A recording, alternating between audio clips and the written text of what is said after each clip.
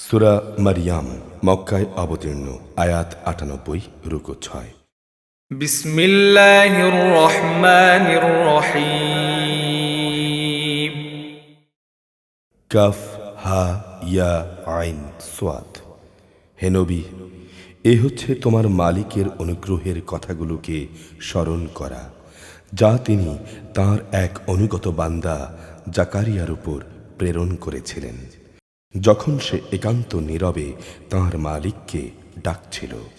সে বলেছিল, হে আমার রব, আমার হাড় সত্যি সত্যি দুর্বল হয়ে পড়েছে এবং আমার মাথা শুভ্রোজ্জ্বল হয়ে গেছে। তুমি আমার দোয়া কবুল করো। হে আমার রব, আমি তো কখনো তোমাকে ডেকে ব্যর্থ হইনি। আমার পর আমি আমার পেছনে পড়ে থাকা আমার ভাই বন্ধুদের দিনের ব্যাপারে আশঙ্কা করছি। এদিকে আমার স্ত্রীও বন্ধা হয়ে গেছে। একান্ত তোমার কাছে থেকে তুমি আমাকে একজন উত্তরাধিকারী দান করো।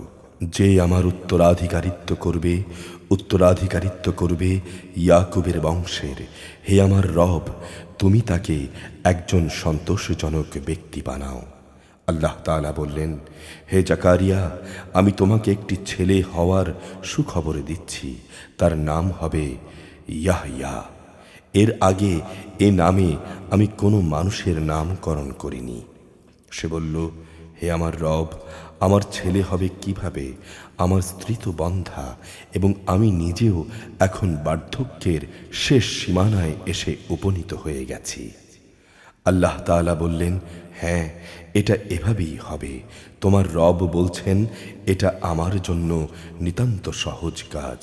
আমি তো এর আগে তোমাকেও সৃষ্টি করেছিলাম, তখন তুমিও তো কিছুই ছিলে না।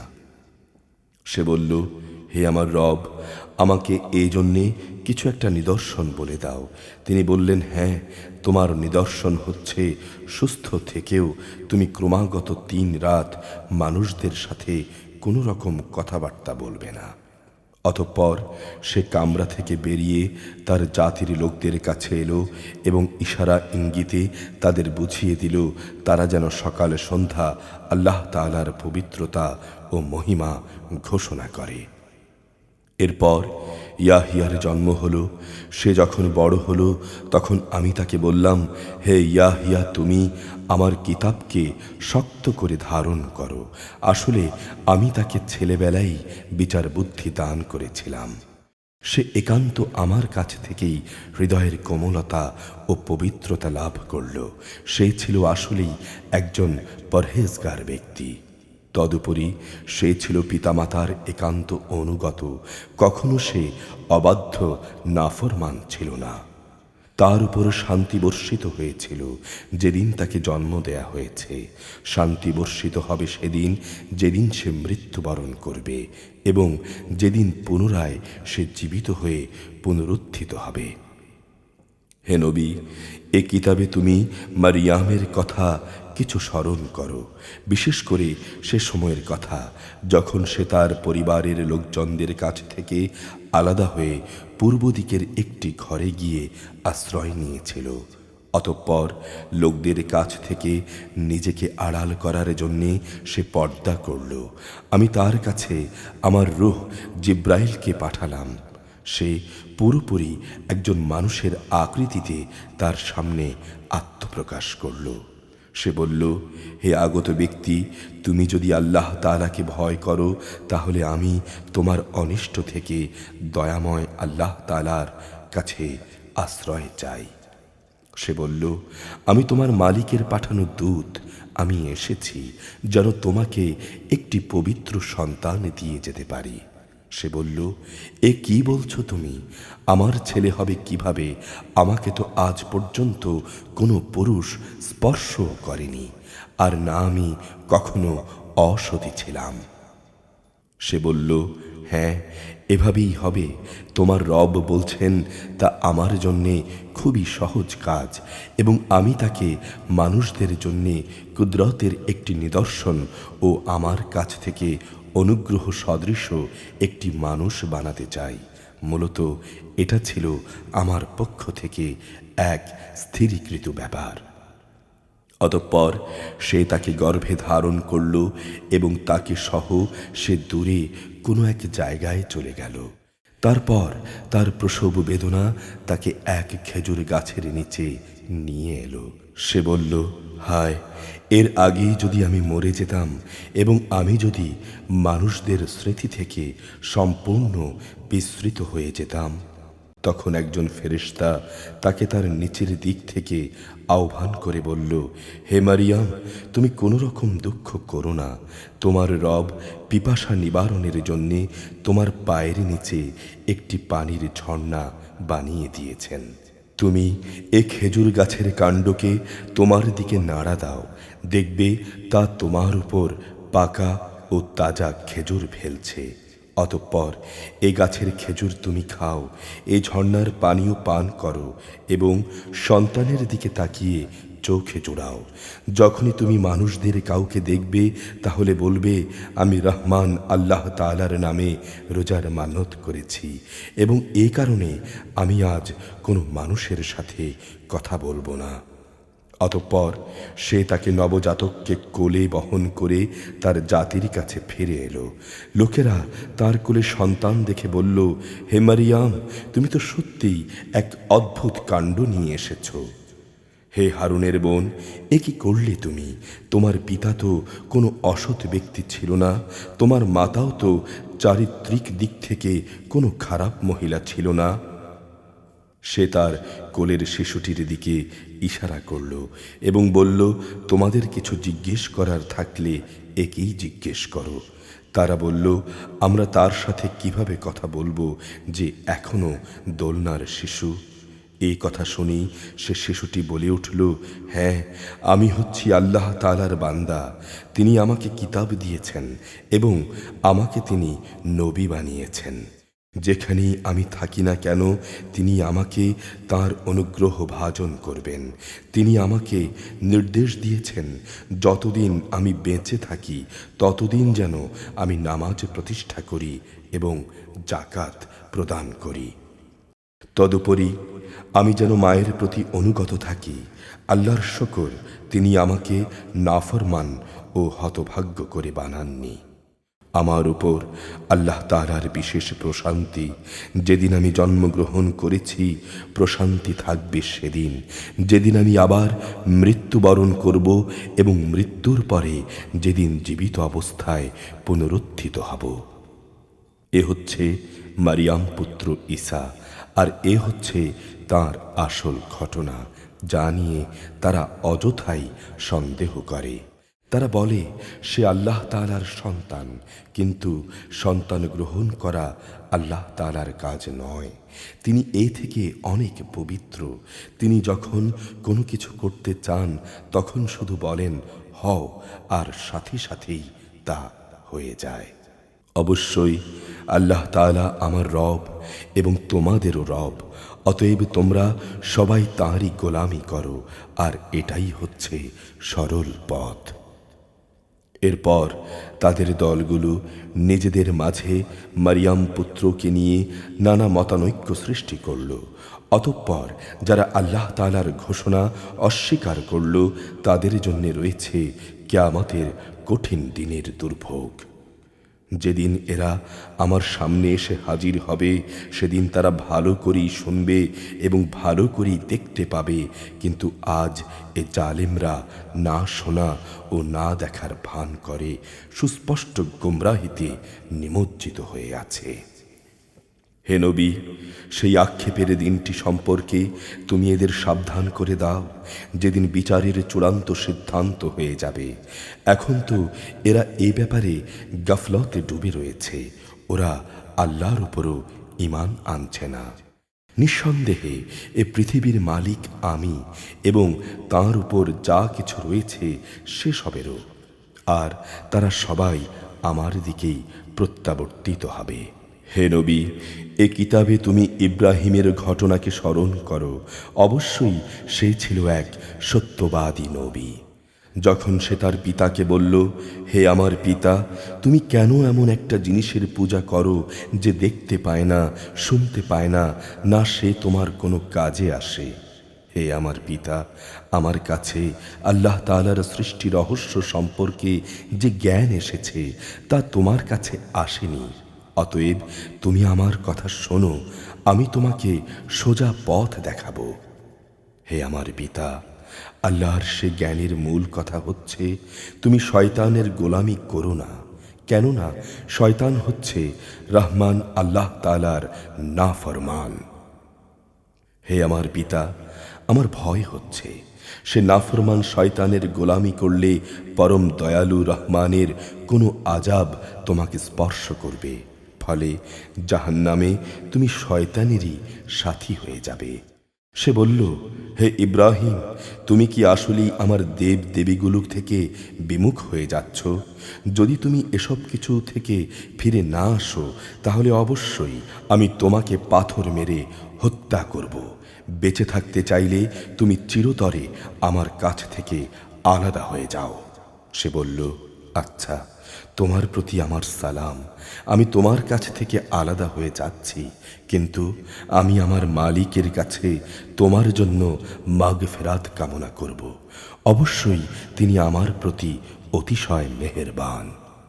আমি তোমাদের কাছ থেকে আলাদা হয়ে যাচ্ছি এবং আল্লাহ তাআলাকে বাদ দিয়ে তোমরা যাদের ডাকো তাদের সবার কাছ থেকেও আলাদা হয়ে যাচ্ছি।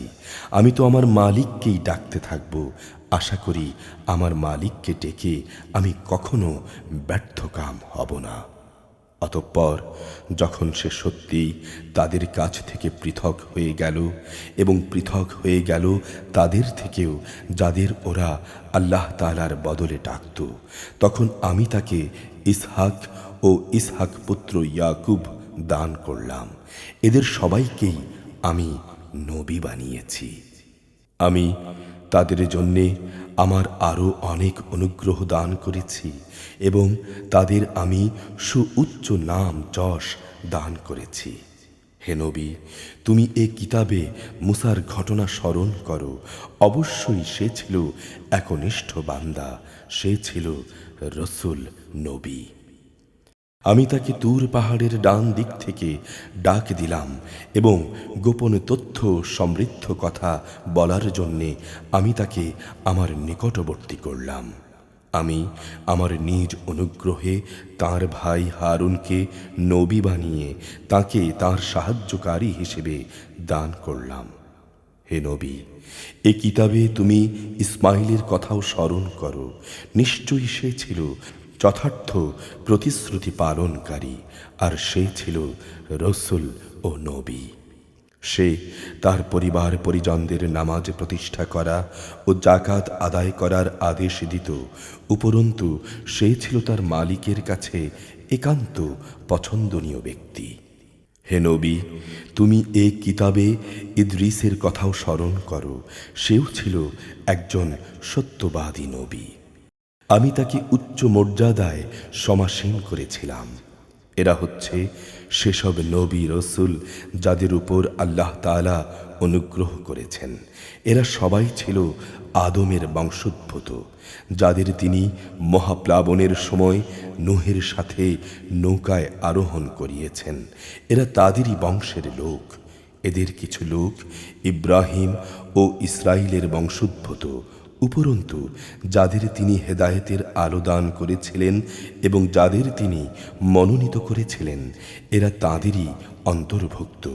যখনই এদের সামনে রহমান আল্লাহ তাআলার আয়াতসমূহ তেলাওয়াত করা হতো, তখন এরা রহমান আল্লাহ তাআলাকে সেজদা করার জন্যে ক্রন্দনরত অবস্থায় জমিনে লুটিয়ে পড়ত। তাদের পর তাদের অপদার্থ বংশধররা এলো, তারা নামাজ বরবাদ করে দিল এবং নানা পাশবিক লালসার অনুসরণ করল। অচিরেই তারা তাদের এ গোমরাহের পরিণাম ফলের সম্মুখীন হবে। কিন্তু যারা তওবা করেছে, ঈমান এনেছে এবং নেক কাজ করেছে, তাদের কথা আলাদা। তারা জান্নাতে প্রবেশ করবে। সেদিন তাদের উপর কোনো রকম জুলুম করা হবে না।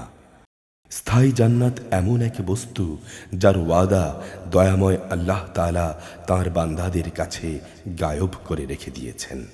অবশ্যই তাঁর ওয়াদা পূরণ হয়েই থাকবে।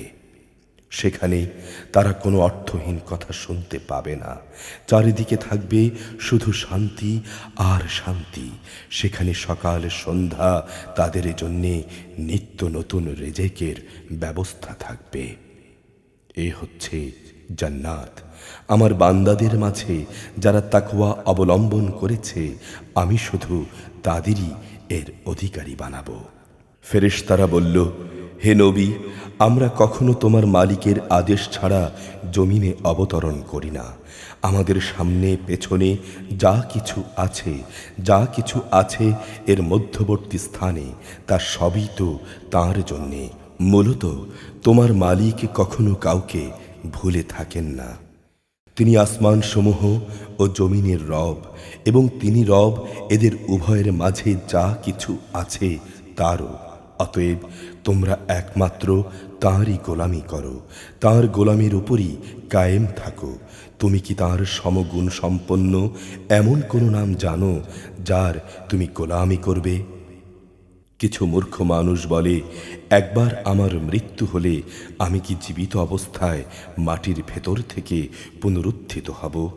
এই নির্বোধ মানুষটিকে চিন্তা করে না যে এর আগে তো আমি তাকে সৃষ্টি করেছি, অথচ সে তখন কিছুই ছিল না।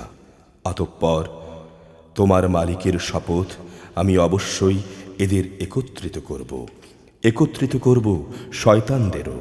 অতঃপর এদের সবাইকে হাঁটু গাড়া অবস্থায় জাহান্নামের চারপাশে এনে জড়ো করব। তারপর আমি অবশ্যই এদের প্রত্যেক দলের মধ্য থেকে দয়াময় আল্লাহ তাআলার প্রতি যারা সবচাইতে বেশি বিদ্রোহী ছিল তাদের খুঁজে খুঁজে বার করে আনব।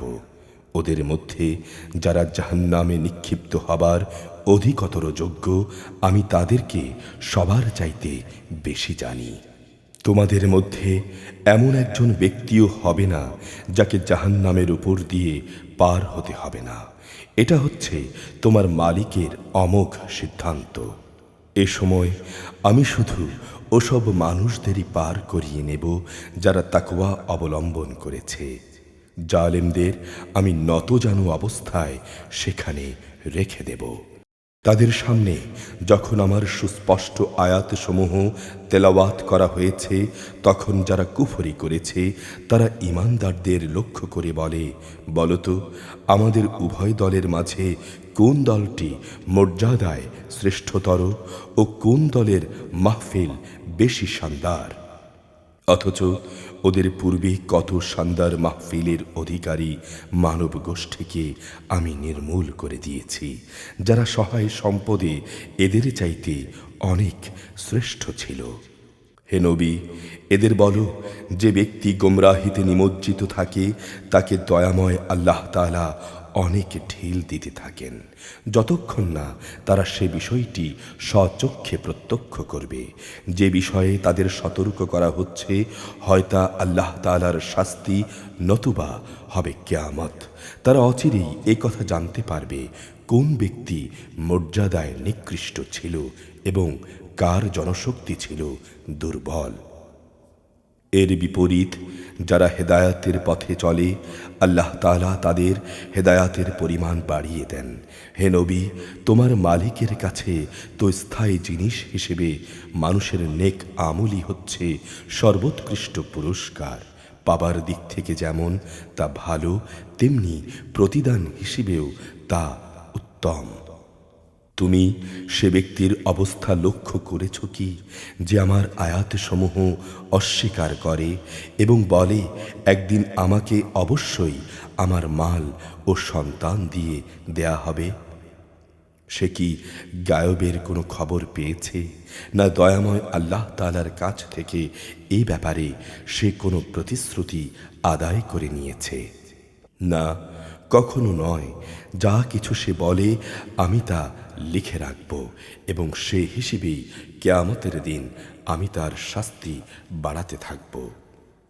সে তার শক্তি সম্পর্কে যা কিছু বলছে, একদিন আমি হব তার অধিকারী, আর সে একাকী অবস্থায় আমার কাছে ফিরে আসবে। এরা আল্লাহ তাআলাকে বাদ দিয়ে অন্যদের মাবুদ বানায় যেন এরা তাদের জন্যে সাহায্যকারী হতে পারে। কখনো না, কিয়ামতের দিন এরা বরং তাদের ইবাদতের কথা অস্বীকার করবে।